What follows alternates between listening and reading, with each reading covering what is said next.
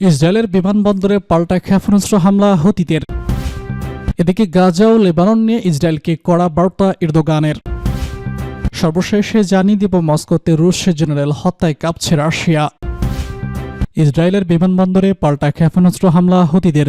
ইয়েমেনের রাজধানী সানা বিমানবন্দরে হামলার জবাবে ইয়েমেনের বেন গুয়েন বিমানবন্দরে ক্ষেপণাস্ত্র হামলা চালিয়েছে দেশটির বিদ্রোহী হুতিরা। হামলার এই ঘটনায় বিমানবন্দরের কার্যক্রম 30 মিনিটের জন্য বন্ধ হয়ে যায়। টাইম অব ইসরায়েল এই খবর জানিয়েছে। খবরে বলা হয়, শুক্রবার ভোরে ইসরায়েলকে লক্ষ্য করে ইয়েমেন থেকে ক্ষেপণাস্ত্র ছোড়া হয়। ইসরায়েলের প্রতিরক্ষা বাহিনী জানিয়েছে ইয়েমেন থেকে একটি ক্ষেপণাস্ত্র হামলা চালানো হয়েছে। এ সময়ের মধ্যে ইসরায়েল জুড়ে সতর্ক সংকেত বেজে ওঠে এবং লাখ লাখ মানুষকে বাংকারে পাঠানো হয়। টাইম অব ইসরায়েল বলেছে, ক্ষেপণাস্ত্রের হামলার পর ইসরায়েলের বেন গুয়েন বিমানবন্দরে ইউরোপ থেকে আসা 4টি বিমানকে জরুরি ভিত্তিতে অপেক্ষার জন্য বার্তা পাঠানো হয় এবং বিমানবন্দরের আশেপাশে না আসার জন্য নির্দেশ দেওয়া হয়। যদিও ক্ষেপণাস্ত্র হামলা চালানোর 30 মিনিটের মধ্যেই বিমানবন্দর কার্যক্রম স্বাভাবিক হয়। ইসরায়েলের সামরিক বাহিনী দাবি করেছে, ইয়েমেন থেকে ছোড়া ক্ষেপণাস্ত্রটি ইসরায়েলের আকাশ সীমায় প্রবেশ করার আগেই ধ্বংস করা হয়েছে। জরুরি অ্যাম্বুলেন্স সেবা দা ম্যাগাজিন দাবি করেছে, ক্ষেপণাস্ত্র হামলা থেকে বাঁচতে বাংকারে প্রবেশের সময় 18 জন আহত হয়েছে। এদের মধ্যে 2 জনের অবস্থা গুরুতর। তাৎক্ষণিকভাবে ইসরায়েলের ক্ষেপণাস্ত্র হামলা নিয়ে হুতিদের পক্ষ থেকে কোনো প্রতিক্রিয়া পাওয়া যায়নি। গত কয়েকদিন ধরে ইসরায়েল ইয়েমেনের হুতিদের মধ্যে হামলা পাল্টা হামলা চলছে। গত বৃহস্পতিবার সানা আন্তর্জাতিক বিমানবন্দর সহ ইয়েমেনে ইরান সমর্থিত হুতি আন্দোলনের সাথে যুক্ত একাধিক লক্ষ্যবস্তুতে হামলা চালিয়েছে। হুতি মিডিয়া জানিয়েছে, ইসরায়েলি হামলায় কমপক্ষে 6 জন নিহত হয়েছে। বিশ্ব স্বাস্থ্য সংস্থার প্রধান এই হামলায় অল্পের জন্য রক্ষা পেয়েছেন। এছাড়া তাকে বহনকারী উড়োজাহাজের এক ক্রু সদস্য আহত হয়েছেন। গাজা ও লেবানন নিয়ে ইসরায়েলকে কড়া বার্তা এরদোগানের। মধ্যপ্রাচ্য বৈশ্বিক মুসলিম ইস্যুতে বরাবর দৃষ্ট অবস্থান নিয়ে কথা বলেছে তুরস্কের প্রেসিডেন্ট রেসেপ তাইয়েপ এরদোগান। বিশেষ করে গাজা এবং লেবানন নিয়ে ইসরায়েলের বিরুদ্ধে তার বক্তব্য সবসময় ছিল স্পষ্ট ও কড়া। এবার তুরস্কের পার্লামেন্টে দাঁড়িয়ে গাজা এবং লেবানন নিয়ে ইসরায়েলের প্রতি সম্পূর্ণ বার্তা দিয়েছেন তিনি। এরদোগান বলেছেন, ইসরায়েল এবং লেবাননের মধ্যে যুদ্ধবিরতি কার্যকর হওয়া আমরা তুরস্ক থেকে আনন্দ প্রকাশ করছি। এই চুক্তি শান্তি এবং স্থিতিশীলতা প্রতিষ্ঠার জন্য একটি গুরুত্বপূর্ণ পদক্ষেপ। আমি বিশেষ করে ইসরায়েলের প্রতি আহ্বান জানাই, তারা যেন এই চুক্তির শর্ত ভঙ্গ না করে কিন্তু শান্তি বজায় রাখে। তিনি আরো যোগ করেছেন, গাজায় ধ্বংসযজ্ঞ থামাতে এবং একটি স্থায়ী যুদ্ধবিরতি প্রতিষ্ঠায় তুরস্ক যে কোনো প্রয়াসে সহায়তা করতে প্রস্তুত। আমরা সবসময় শান্তির পক্ষে কাজ করছি এবং করব। এর আগে ইরানের পররাষ্ট্র মন্ত্রণালয়ের মুখপাত্র ইসমাইল ভাগারি লেবাননে ইসরায়েলি আগ্রাসন বন্ধ হওয়ার সাংবাদিককে স্বাগত জানান। বিবিসির এক প্রতিবেদনে জানিয়েছে, মঙ্গলবার সন্ধ্যায় ইসরায়েল এবং লেবাননের প্রতিরোধ গোষ্ঠী হিজবুল্লাহর মধ্যে একটি যুদ্ধবিরতি চুক্তি স্বাক্ষরিত হয়। বুধবার ভোর থেকে চুক্তি কার্যকর হয়েছে। চুক্তির আওতায় ইসরায়েল আগামী 60 দিনের মধ্যে লেবানন থেকে সেনাদের প্রত্যাহার করবে। কিন্তু এই মুহূর্তে দেখতে পাচ্ছে সেখানে ইসরায়েল যুদ্ধ ভঙ্গ করেছে।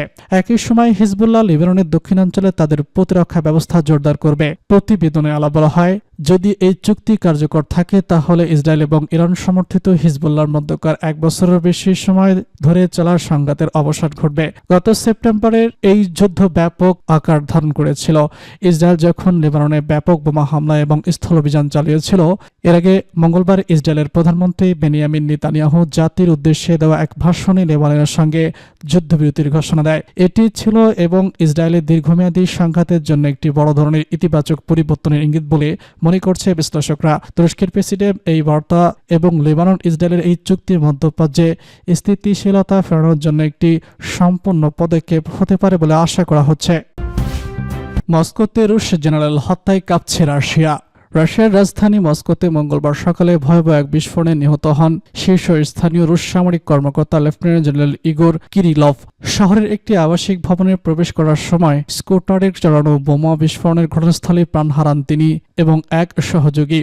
রাশিয়ার nuclear aerospace and medical protection পিস বাহিনীর প্রধান ছিলেন কিরিলভ। রুশ তদন্তকারী সংস্থা ইনভেস্টিগেটিভ কমিটিতে স্কুটারে রাখা বোমার বিস্ফোরণের আঘাতে তিনি নিহত হন। এতে ভবনের প্রবেশপথ পুরোপুরি বিধ্বস্ত ও ধ্বংসযোগ্য হয়ে যায়। রাশিয়ার স্বরাষ্ট্র মন্ত্রণালয় তাদের প্রতিবেদন অনুযায়ী বিস্ফোরণে ব্যবহৃত বিস্ফোরণের পরিমাণ 2010 সালে মস্কোর মেট্রোতে আত্মঘাতী হামলায় ব্যবহৃত বিস্ফোরণের সমান।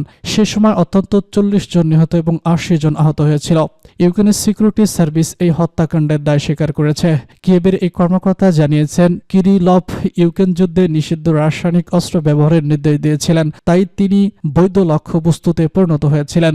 এসবিইউ এর দাবি এটি তাদের একটি বিশেষ অভিযান। তারা অভিযোগ করেছে, কিরিলভের নির্দেশে ইউক্রেনীয় বাহিনীর উপর বিশেষজ্ঞ ফ্লোরোশিপিয়ান গ্যাস ব্যবহার করা হয়েছে। 2022 সালের মে মাসে যুক্তরাষ্ট্র এই রাসায়নিক অস্ত্র ব্যবহারের অভিযোগে কিরিলভের উপর নিষেধাজ্ঞা আরোপ করে। 2017 সাল থেকে রাশিয়ার পারমাণবিক প্রতিরক্ষা বাহিনীর প্রধান ছিলেন কিরিলভ। এর আগে তিনি জার্মানিতে Soviet western group of forces platoon commander ছিলেন। যুক্তরাজ্য, কানাডা এবং নিউজিল্যান্ড সহ একাধিক দেশ কিরিলভের উপর নিষেধাজ্ঞা জারি করেছিল। যুক্তরাজ্যের মতে, কিরিলভ ক্রেমলিনের অতপত্য ছড়ানোর কাজে গুরুত্বপূর্ণ ভূমিকা পালন করছেন। রুশ পররাষ্ট্র মন্ত্রণালয়ের মুখপাত্র মারিয়া জাখারেভা কিরিলভকে রাশিয়ার জন্য নির্ভীক যোদ্ধা হিসেবে অভিহিত করেছেন। রুশ পার্লামেন্টের প্রতিরক্ষা কমিটির চেয়ারম্যান আন্দ্রাই কারকুভ তাদের সম্মানিত রুশ জেনারেল বলে উল্লেখ করেছেন। রাশিয়ার পার্লামেন্টের উচ্চকক্ষের ডেপুটি স্পিকার দাবি করেছেন, কিরিলভ ইউক্রেন সহ সাবেক সোভিয়েত ইউনিয়নের সবথেকে যুক্তরাষ্ট্রের জৈব গবেষণার কার্যক্রম উন্মোচনে গুরুত্বপূর্ণ ভূমিকা পালন করেছিলেন। তার নেতৃত্বে এ বিষয়ে তদন্তের জন্য বিশেষজ্ঞদের সমন্বয়ে একটি কমিশন গঠন করা হয়েছিল। যুদ্ধক্ষেত্রের বাইরে নিহত সর্বোচ্চ পদমর্যাদার রুশ সামরিক কর্মকর্তা। এর আগে 2022 সালের নভেম্বরে ক্রিমিয়ায় গাড়ি বোমা বিস্ফোরণে নিহত হন কৃষ্ণসাগর বহরের 41তম ব্রিগেডের কমান্ডার ক্যাপ্টেন ভ্যালেরি। এছাড়া সম্প্রতি মস্কোর এক রুশ ক্ষেপণাস্ত্র কৌশলীকে হত্যা করা হয়, যিনি ইউক্রেন যুদ্ধের জন্য ক্ষেপণাস্ত্র উন্নয়নের সহায়তা করছেন। এসব ঘটনাতেও ইউক্রেনের গোয়েন্দা সংস্থা এসবিইউ এর হাত রয়েছে বলে অভিযোগ উঠেছে। ইগোর কিলকভের মৃত্যু শুধু রাশিয়াতেই নয়, বিশ্ব রাজনীতিতেও আলোড়ন তুলেছে। এ ঘটনায় আন্তর্জাতিক সম্প্রদায়ের দৃষ্টি ফেরাতে রাশিয়া ইউক্রেন সংঘাতের জটিল ও উত্তপ্ত পরিস্থিতির দিকে। রাজশাহীর মোহনপুর উপজেলা বিএনপির দ্বিবার্ষিক কাউন্সিল অনুষ্ঠিত হয়। কাউন্সিলে সকাল 10টা থেকে ভোট গ্রহণ শুরু হয়ে চলে বেলা 3টা পর্যন্ত।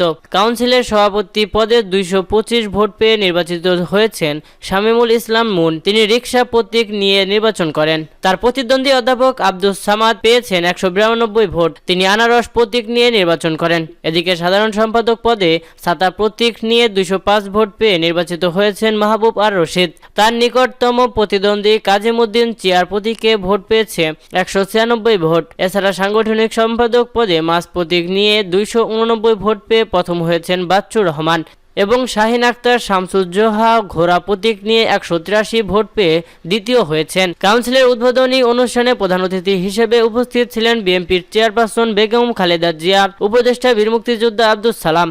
অধ্যাপক হিসেবে উপস্থিত ছিলেন বিএনপির জাতীয় নির্বাহী কমিটির সদস্য ও রাজশাহী জেলা বিএনপির আহ্বায়ক আবু সাইদ চাঁদ। প্রধান বক্তা হিসেবে উপস্থিত ছিলেন বিএনপির জাতীয় নির্বাহী কমিটির রাজশাহী বিভাগীয় সাংগঠনিক সম্পাদক অ্যাডভোকেট সৈয়দ শাহিন শওকত। বিশেষ অতিথি হিসেবে উপস্থিত ছিলেন বিএনপির জাতীয় নির্বাহী কমিটির ত্রাণ ও পুনর্বাসন বিষয়ক সহ সম্পাদক ও রাজশাহী মহানগর বিএনপির সাবেক সাধারণ সম্পাদক অ্যাডভোকেট শফিকুল হক মিলন, বিএনপির জাতীয় নির্বাহী কমিটির ও রাজশাহী জেলা বিএনপির সিনিয়র যুগ্ম আহ্বায়ক সাইফুল ইসলাম মার্শাল, বিএনপির রাজশাহী জেলার সাবেক সভাপতি অ্যাডভোকেট